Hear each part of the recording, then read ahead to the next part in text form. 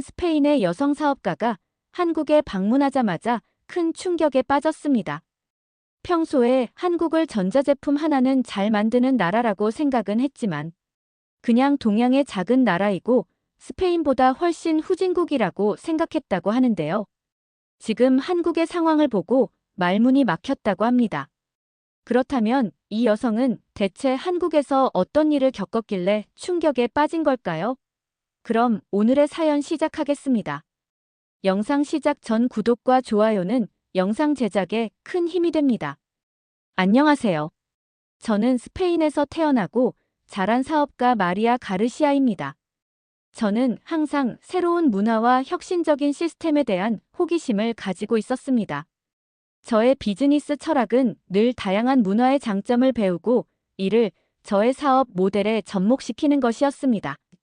그런 이유로 저는 여러 나라의 시스템과 인프라를 연구하고 직접 체험하는 것을 즐깁니다.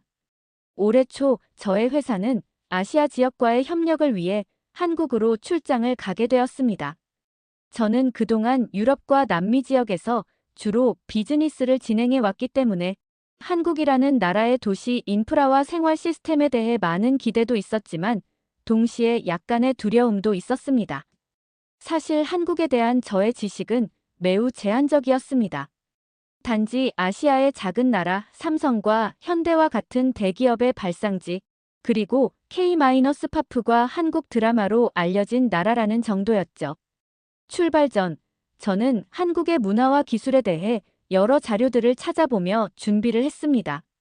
하지만 자료를 통해 얻은 정보는 직접 경험하는 것과는 큰 차이가 있다는 것을 곧 깨닫게 되었습니다.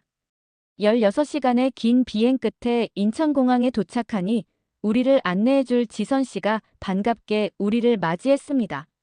지선 씨는 저희 회사와 협력하는 한국 기업의 담당자로 저희의 한국 출장 일정 내내 통역과 안내를 맡아주기로 한 분이었습니다. 입국 심사부터 짐을 찾는 과정까지 모든 것이 신속하고 체계적으로 이루어졌습니다. 공항 곳곳에서 첨단 기술을 활용한 안내 시스템과 디지털 표지판들이 눈에 띄었고, 이는 한국의 고도의 정보화 사회를 실감하게 했습니다. 특히 인천공항 내부에서는 와이파이 접속과 스마트폰 충전을 위한 다양한 무료 서비스가 제공되어 저의 첫 인상에 깊은 인상을 남겼습니다. 유럽의 주요 공항들과 비교해보면 인천공항은 그 규모와 시설 면에서 압도적으로 좋아 보였습니다. 오히려 디지털 기술을 활용한 승객, 안내 시스템과 효율적인 공간 활용 측면에서는 더욱 뛰어난 모습을 보여주었습니다. 특히 눈에 띄었던 것은 공항 곳곳에 설치된 자동화 시스템이었습니다. 자동 출입국 심사대, 디지털 정보 키오스크, 그리고 다양한 언어로 서비스를 제공하는 안내 로봇 등이 승객들의 편의를 위해 곳곳에 배치되어 있었습니다. 지선 씨의 안내로 공항을 빠져나와 서울로 향하는 공항철도에 탑승했습니다. 공항철도는 깨끗하고 편안했으며 디지털 안내 시스템이 잘 갖춰져 있어 외국인인 저희도 쉽게 목적지를 찾을 수 있었습니다. 기차 안에서는 와이파이가 무료로 제공되어 저는 출장 중 발생한 급한 이메일을 바로 확인하고 처리할 수 있었습니다. 제가 출장 일정의 첫날에 방문한 숙소는 서울 중심가에 위치한 현대적인 호텔이었습니다. 호텔 객실에 들어서자마자 저는 깔끔하고 정돈된 내부 인테리어와 첨단 시설들이 인상 깊었습니다. 객실 내의 스마트 시스템을 통해 조명, 온도, 커튼 등을 터치 한 번으로 제어할 수 있다는 점은 제가 이전에 경험한 어떤 호텔과도 달랐습니다. 저는 긴 여행의 피로를 풀기 위해 잠시 쉬기로 했습니다. 목이 말라 냉장고를 열어보니 생수가 2병 있었는데 길었던 비행 시간과 건조한 기내 환경 때문인지 더 많은 물이 필요할 것 같아 지선 씨에게 전화하여 호텔 내에 생수를 살 수 있는지 물어보았습니다. 지선 씨는 그렇다고 대답하면서 이유를 물어봤습니다. 저는 가끔 차나 따뜻한 커피를 마시는데 커피포트는 있는데 생수가 부족할 것 같아서 생수를 사고 싶다고 했습니다. 그때 지선 씨가 충격적인 말을 했습니다. 그냥 수돗물을 받아 끓여 먹어도 된다고 하더군요. 저는 의심스러운 마음과 동시에 너무 놀랐습니다.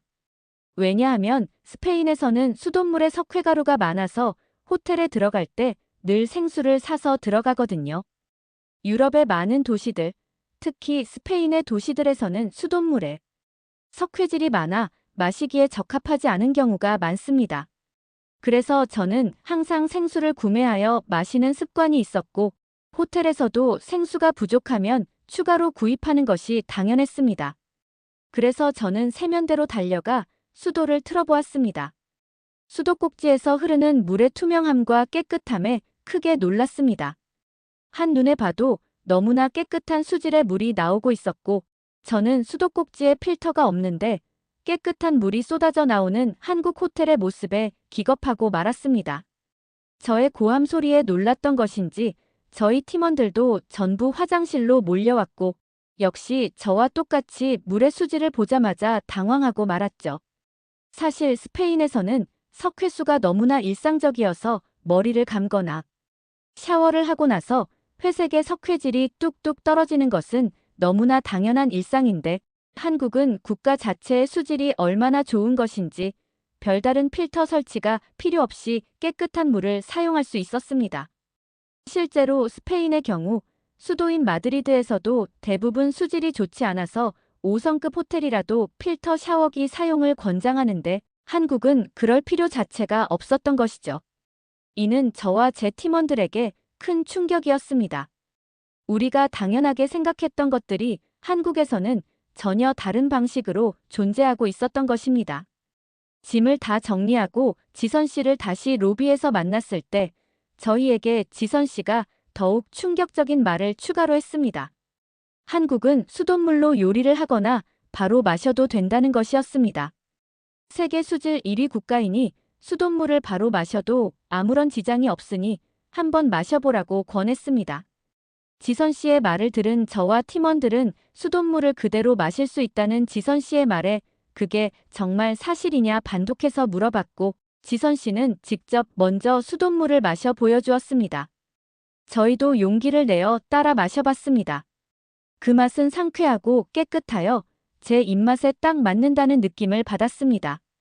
이 순간 저는 한국의 정수처리 기술과 수도, 인프라에 대해 깊이 감명을 받았습니다. 한참을 이야기하다가 저희는 다시 호텔방으로 들어와 호텔에서 쏟아져 나오는 깨끗한 물로 세수를 하고 샤워를 했습니다. 스페인에서처럼 거친 석회질이 피부에 느껴지지 않아서 단 한 번만 샤워를 했는데도 피부가 케어되는 느낌이 들었고, 저는 그제서야 왜 한국인들의 평균적인 피부 수준이 그렇게나 좋았던 것인지 단번에 이해가 되었습니다. 지선 씨는 한국의 수질 때문에 다른 유럽권의 나라들에서 이민을 오는 경우도 많다고 했고, 저는 그 이유를 충분히 이해할 수 있었습니다. 특히 스페인에서는 수질이 좋지 않다는 민원이 접수되어 이미 낡아버린 도시 인프라를 새롭게 구축하는 것이 너무 힘들어서 그저 손을 놓고 내버려 두고 있는 상태였기에, 도시 인프라를 체계적으로 건설하고 수질을 이토록 신경 쓴 한국의 도시는 어떻게 처음부터 이런 상황을 예상하고 구성을 했을까라는 생각에 존경심마저 생길 정도였습니다. 이러한 고품질의 수질 인프라는 단순히 물을 마시는 문제를 넘어서 한국인들의 일상생활 전반에 영향을 미치고 있었습니다. 음식의 맛, 피부 건강, 심지어 가전제품의 수명까지도 좋은 수질이 긍정적인 영향을 미치고 있었습니다. 지선 씨가 설명해준 바에 따르면 한국에서는 수질 향상을 위해 막대한 국가적 투자가 이루어졌고, 정부와 민간 기업이 협력하여 지속적인 수질 개선 시스템을 운영하고 있다고 했습니다.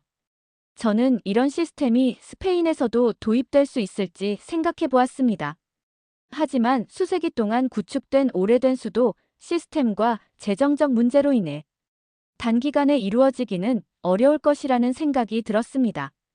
특히나 스페인에서는 수질 개선에 대한 민원이 지속적으로 접수되고 있음에도 불구하고 이미 노후화된 도시 인프라를 새롭게 구축하는 데 필요한 막대한 비용과 복잡한 행정, 절차 때문에 실질적인 개선이 이루어지지 못하고 있는 실정입니다. 이런 상황을 알고 있기에 처음부터 도시 인프라를 체계적으로 설계하고 수질 관리에 이토록 세심한 주의를 기울인 한국의 도시 계획은 정말 놀라웠습니다. 어떻게 한국은 미래의 문제점들을 예측하고 이런 뛰어난 시스템을 구축할 수 있었을까? 이런 생각을 하니 한국의 도시 계획자들과 정책 입안자들에게 깊은 존경심마저 들었습니다. 이런 생각에 잠겨 있다가 문득 거래처에 긴급한 메일을 보내야 한다는 사실이 생각났습니다. 서둘러 가방에서 노트북을 꺼내 전원 버튼을 눌렀지만 출발 전에 완벽하게 충전했다고 확신했던 노트북이 전혀 반응하지 않았습니다. 아마도 긴 비행 시간 동안 완전히 방전된 것 같았습니다. 당황스러운 마음에 결국 지선 씨에게 도움을 요청하게 되었습니다. 그런데 지선 씨의 대답은 또 다른 놀라움이었습니다. 한국의 호텔에서는 노트북이나 컴퓨터를 무료로 대여해주는 서비스가 일반적이며 심지어 제가 머물고 있는 객실 안에 이미 태블릿 PC가 구비되어 있어 와이파이를 통해 메일을 보낼 수 있다는 것이었습니다. 지선 씨의 말은 제게는 도저히 이해가 되지 않았습니다. 스페인에서는 호텔의 와이파이 네트워크에 접속하는 순간부터 추가 요금이 청구되는 것이 일반적인데 한국에서는 와이파이 서비스가 모두 무료라니 정말 믿기 어려웠습니다. 제가 의심스러운 표정을 지으니 지선 씨는 간단하게 그렇게 믿기지 않으면 직접 휴대폰으로 와이파이에 연결해 보세요라고 제안했습니다. 지선 씨의 설명에 따라 휴대폰의 와이파이 설정을 확인해 보니 정말로 아무런 비용 청구 없이 고속 인터넷에 접속할 수 있었습니다. 더 놀라운 것은 인터넷 속도였습니다. 스페인에서는 보통 3분 정도 기다려야 접속되는 웹사이트들이 한국에서는 즉시 로딩되었습니다. 해외에 있는데도 불구하고 이렇게 빠른 인터넷 속도를 경험하니 그저 감탄할 따름이었습니다.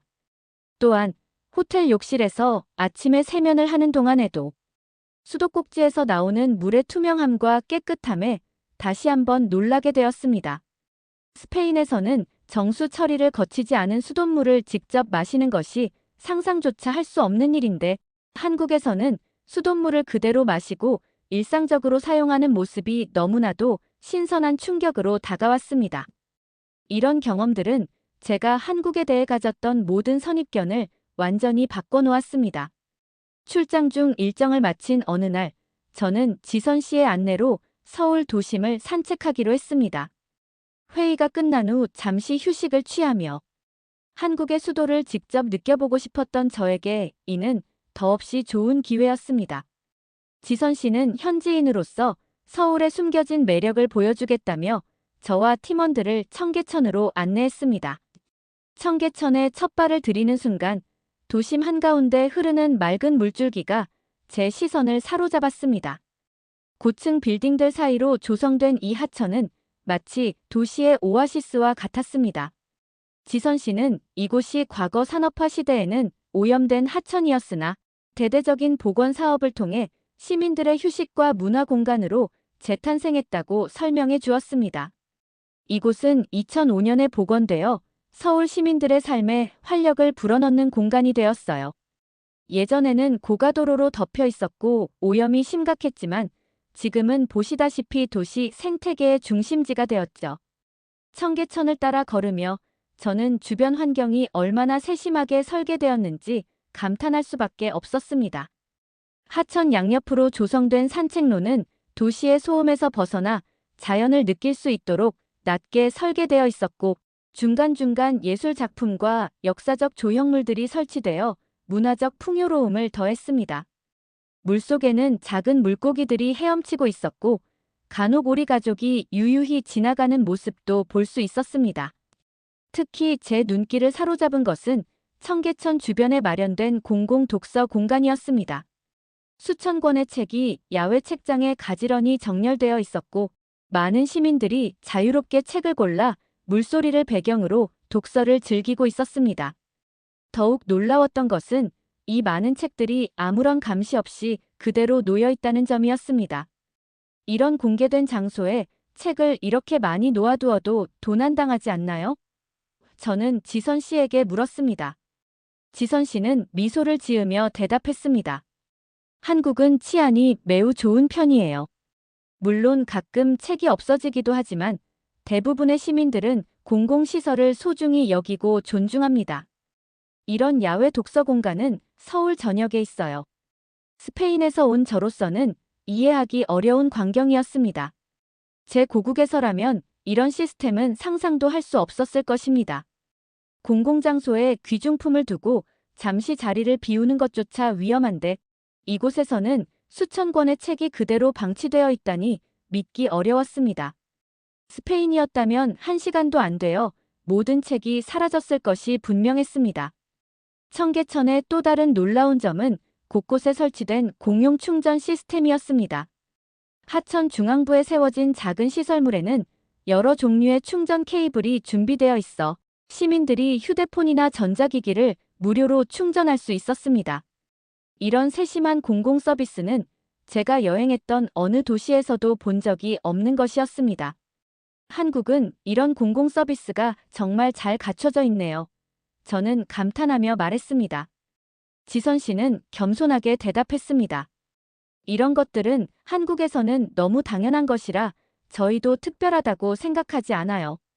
하지만 외국인 분들이 놀라워하시는 모습을 보면 새삼 감사함을 느끼게 됩니다.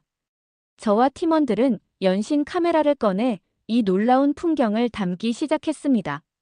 다소 가난하고 후진국이라 생각했던 한국에 대한 저의 선입견은 완전히 무너지고 있었습니다.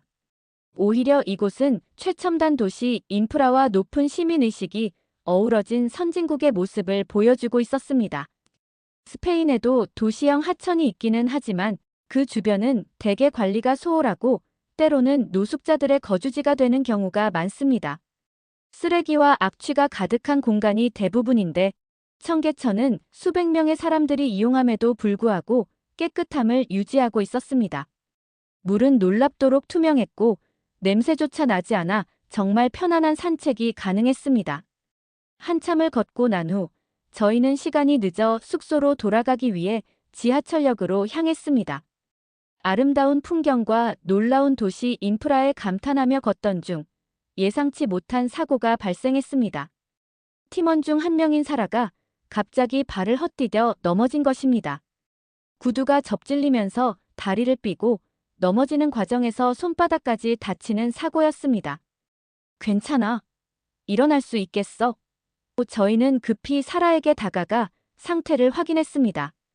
부상이 심각해 보이지는 않았지만 응급처치가 필요한 상황이었습니다.